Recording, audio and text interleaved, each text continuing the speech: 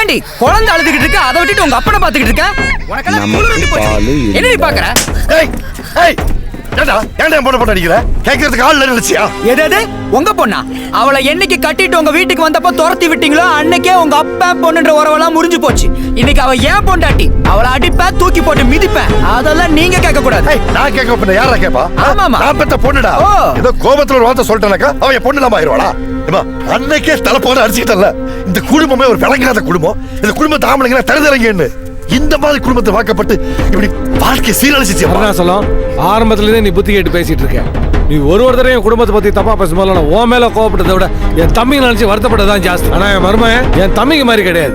இன்னைக்கு இந்த ஊரே மதிக்கிற அளவுக்கு ஒரு நல்ல மரியாதையோட இவனோட பொண்டாட்டின்னு சந்தோஷமா சொல்லிக்கிற அளவு வளர்ந்துருக்கான்ல. இதுல என்னையா பெருமை? கட்டுல பொண்டாட்டி கை நீட்டி அடிக்கிறா, இவள ஒரு ஆம்பளையா? புருஷன் பொண்டாட்டினா 1008 பிரச்சனை இருக்குயா. இன்னைக்கு அடிச்சுப்பாங்க, நாளைக்கு சேர்ந்துப்பாங்க. இதெல்லாம் நம்மளுக்கு தேவையில்லாத விஷயம். உனக்கு வேணா தேவையில்லாத விஷயமா இருக்கலாம். அதான் உன் தம்பிங்க நெதம பொண்டாட்டி ரோட்ல போட்டு அடிக்கிறாங்க, நீ தட்டி கேட்க வைக்கல, கையை கட்டிட்டு பாத்துட்டு நிக்கிற. ஏன் அண்ணனை பத்தி பேச உனக்கு எந்த விதமான அருகதையும் இல்ல. நீ உன் பொண்டாட்டியை பாத்துக்கிற பாரு, அதை விட என் மகன் உன் மகளை நல்லாவே பாத்துக்குவாயா?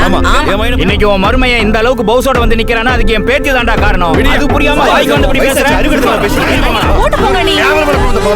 பொண்டாட்டியை வச்சு தெரியாதவெல்லாம் பேச வந்துட்டானுங்க. பேச